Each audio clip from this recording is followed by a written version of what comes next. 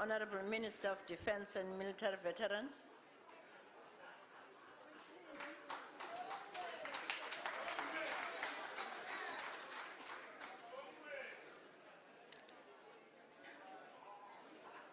Honorable Speaker,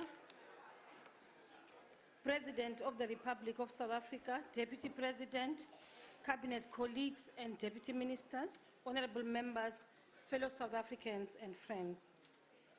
Mr. President, there are many who have already described your 2013 State of the Nation address as both honest in its assessment of our nation's progress in the 20 years of freedom and as a useful basis for our plans going forward. As the ANC, we can't agree more. On the occasion of this debate, therefore, we are presented with an opportunity to take a pause and go back to basics, to take a step back and remind ourselves of the foundation that forms the basis of our task in building and sustaining the democratic state. In conceptualizing the National Democratic Revolution, the ANC recognized that the first challenge facing our society was the need to build a nation out of the divisions created by years of colonialization and sustained later through the system of apartheid. The recognition that the racial and class stratification of our society has meant that South Africa entered into its democratic breakthrough in 1994, not as one nation, as this may have resulted in a situation where that political breakthrough could represent different meanings to different sections of our society. Hence the call for nation building as a rallying point to unite our people and forge a common vision for South Africa. It is these basics that I want us to look back to in this debate. Honorable Speaker, as our country edges towards the third decade of freedom, the imperative for us as a nation is to build national consensus on what should constitute the absolute priorities of our country. This national consensus should be able to assist the country across political and other divides to unite on a minimum program that transcends all sectors of our society. In his address, the President urged us to look at some of the essential priorities on which we can agree, including, and not limited to, issues of education, health, poverty, and the safety of our children. He went on to present the National Development Plan as an embodiment of our shared set of objectives, a common vision for a different South Africa. In line with this need to develop a program of essential on which we can agree, the National Development Plan commits us as a nation to accelerate progress, deepen democracy, and build a more inclusive society. It calls on South Africans to translate political emancipation into economic well-being for all. Most importantly, it strongly asserts that it is up to all South Africans to fix the future starting today. Close quote. The President reported in his address last week that the government had accepted the trust of the National Development Plan and offers it as a basis on which we should unite as a country, despite our political affiliations. He has called for a collective effort when he reminded us that no single force acting individually can achieve the objectives we have set for ourselves.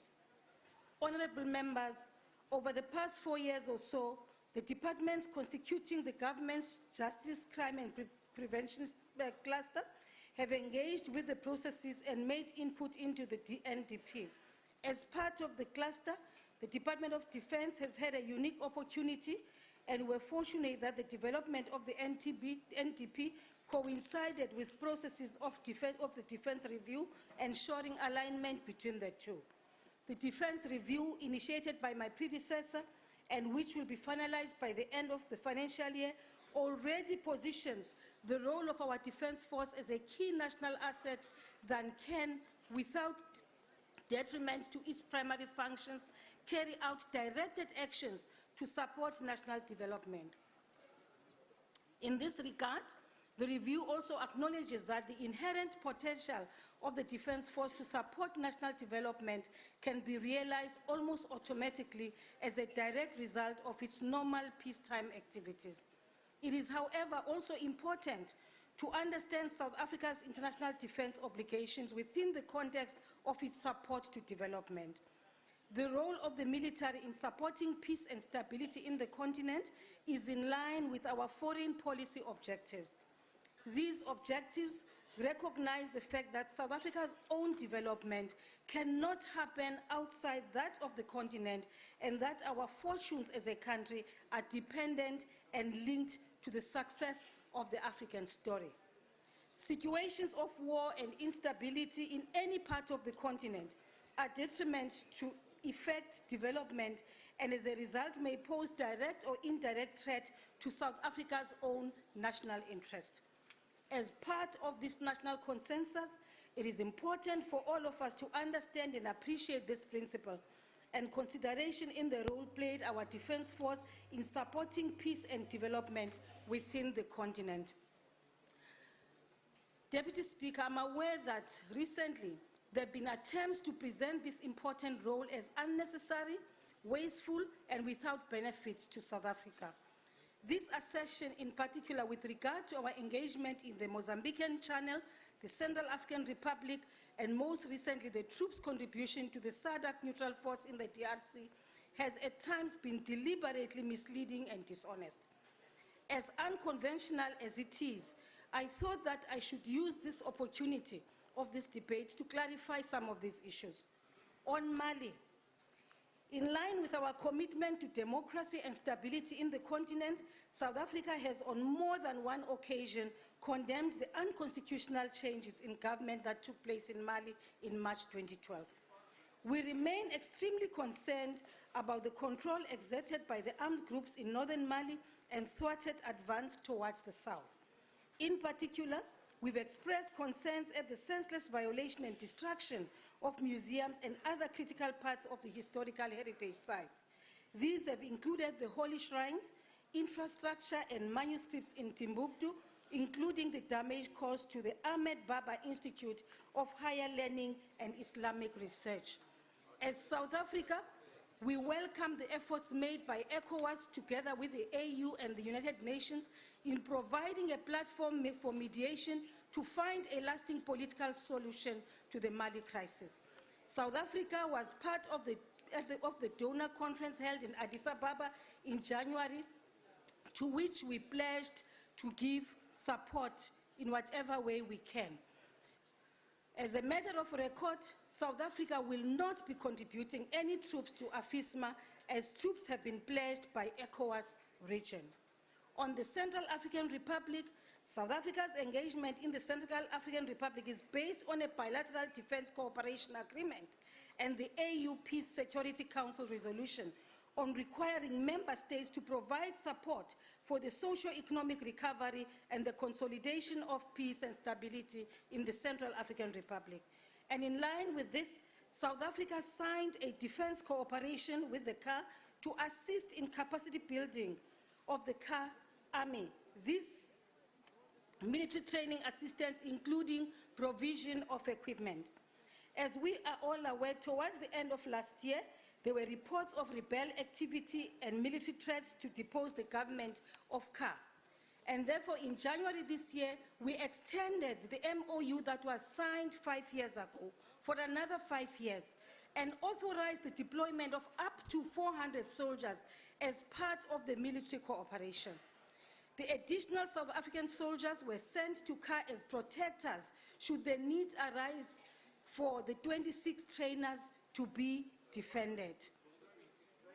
Of course, we also had to ensure that our assets which we have in the Central African Republic are also protected. And also that they do not fall into the wrong hands and used in the conflict that was developing in that country. We've since welcomed the deal reached by the president of that country and the rebels who sought to overthrow him to create a coalition government in the country. On the insistence of South Africa, we have not moved out of the CAR, because, amongst others, there has been a request by the UN representative to that country that countries who are on the ground in the Central African Republic should remain in the ground, lest we see another Mali evolving. On the Democratic Republic of Congo, we've been actively involved on a bilateral as well as multilateral level in striving to bring peace and stability in the Eastern DRC. In the multilateral fora, South Africa at present continues to support the MONUSCO deployment in the DRC through the contribution of 1.250 forces. Following the M23 group takeover of Goma City in the Eastern DRC on the 20th of November, South Africa has been actively involved as a member state of the South African Development Community in finding a lasting solution for the situation in the DRC. A joint strategy was developed by the chiefs of our defense force of the ICGLR and SADC, proposing that an intervention force be sent to the Eastern DRC. The AU is currently engaging the UN on the strategy, and only following this engagement will it be implemented. Recent reports of South Africa having sent troops to go and fight in the DRC are therefore misplaced. Should the strategy go ahead, South Africa will not be sending additional troops to the DRC. We've pledged to contribute a brigade to the intervention force by removing our current brigade from MONUSCO so as to serve under the intervention force. I want, therefore, to categorically reject recent allegations made in our local newspapers as to endangering of the lives of our troops by moving them to the intervention force. It must also be mentioned that our troops have been deployed in the Eastern DRC for a number of years and are familiar with the terrain and the forces on the ground. South Africa remains committed to finding a lasting political solution to the problems that result in the destabilization of the DRC as a whole. It is important, Honorable Speaker, that the Defense Force continues to be seen by all of us as an essential national asset that should be protected from political postulations or used to achieve sectarian political interest. All of us should make careful consideration to avoid the dangerous temptation to play political football with issues of our defense force and keep it free of the influences of varying and competing political interests. For our part as government, we will continue to ensure that the primary functions of our defense force will remain those of deterrence, defense, and the protection of national key interests. In a similar vein, it is important for all of us, both within and outside government, to desist from the trend of viewing the Defense Force as merely as a cost center that consumes enormous resources without any substantial reciprocal benefits to the country, and for it to be seen for its true value to the nation and its national interests. Informed by the requirements of the Defense Review, we will continue to engage with both National Treasury and Cabinet on the appropriate resourcing of the Defense Force. It is our view that given the centrality of the defense mandate to development of our national interest in general, the state should ensure that the capabilities of our defense force are not compromised by rolling budget cuts to the detriment of South Africa's role and position in the geopolitical setup.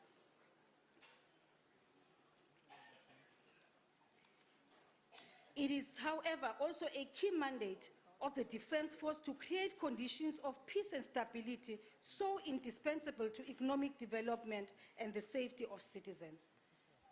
We therefore, in line with the requirements of the Constitution, deployed its members in support of the SAPS when it is necessary. The maintenance of law and order and the fight against crime still remains the central responsibility of the South African police services. Only in exceptional circumstances of a serious threat to law and order should the Defense Force be called upon to assist the police. It is important that all of us resist the temptation to easily call on the Defense Force to conduct normal policing work, as this could easily gravitate us into a militarized state reminiscent of the perpetual state of emergency. As experienced in the past, This kind of action has the potential to erode the public confidence and trust in the Defence Force, a situation that can have dire consequences for the stability of the country.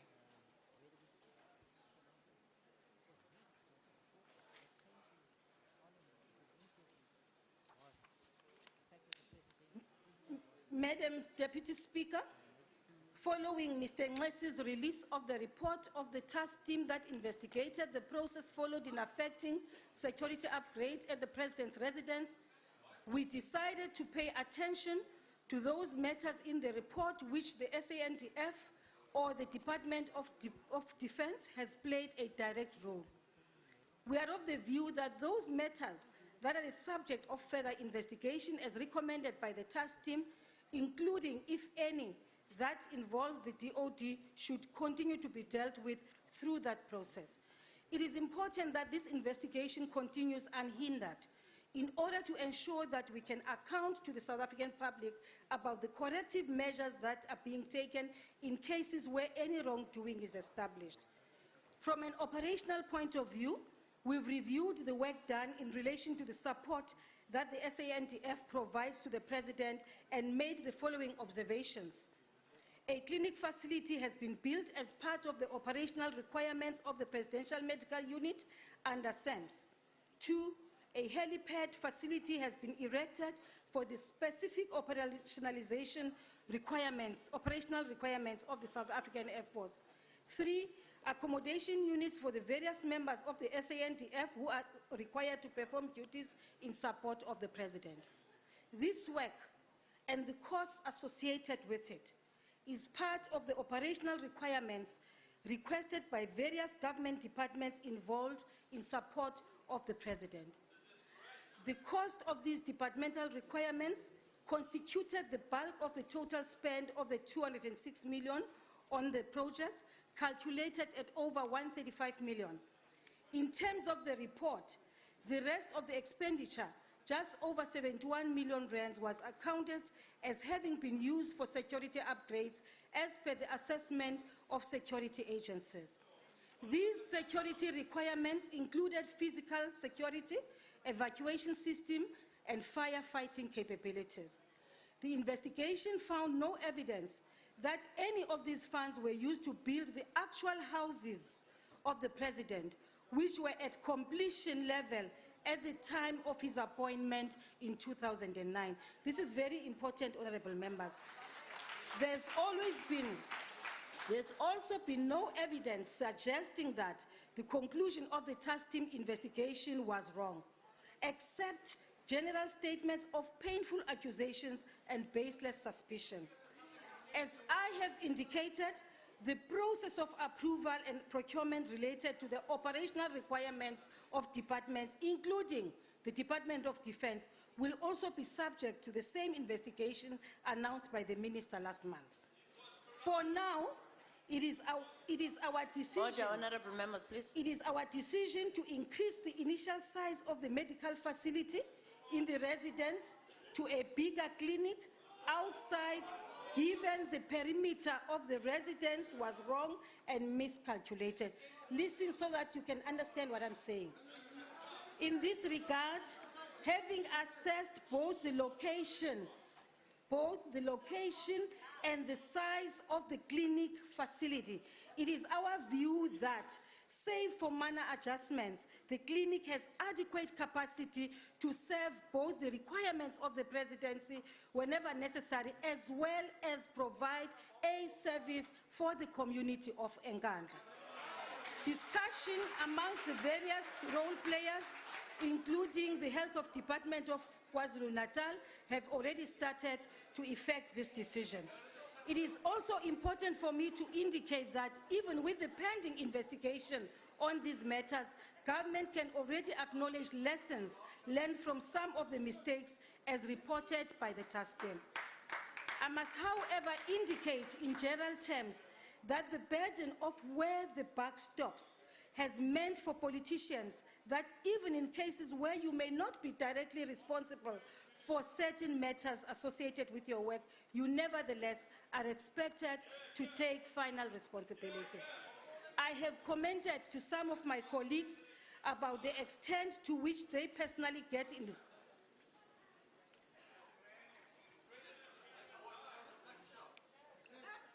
I've commented to some of my colleagues about the extent to which they personally get involved or are aware of various work, what is done in their residences through the Department of Public Works.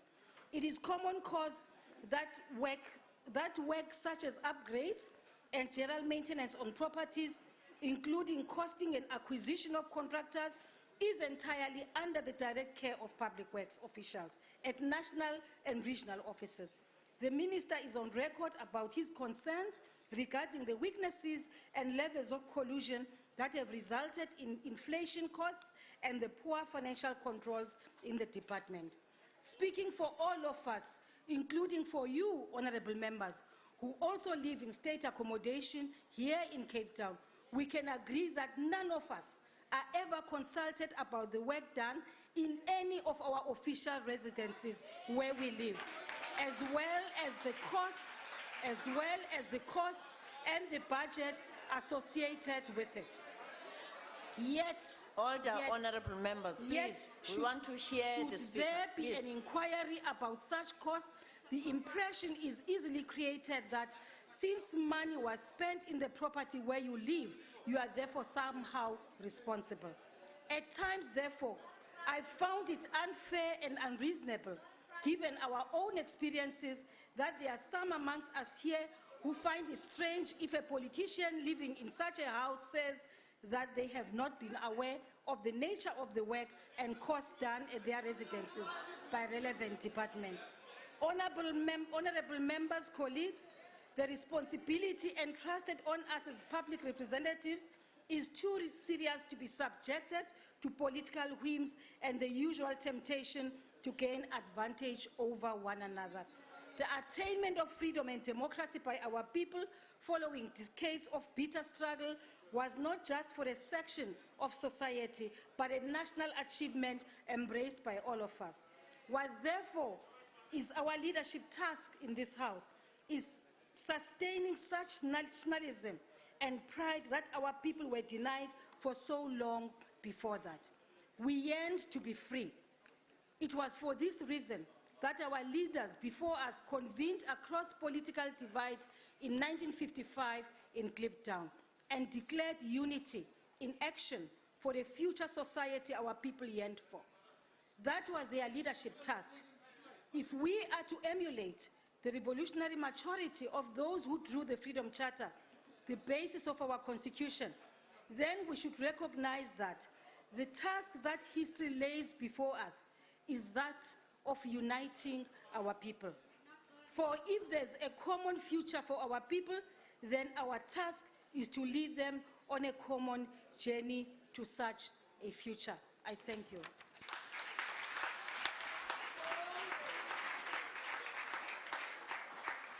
Thank you, Honorable Minister.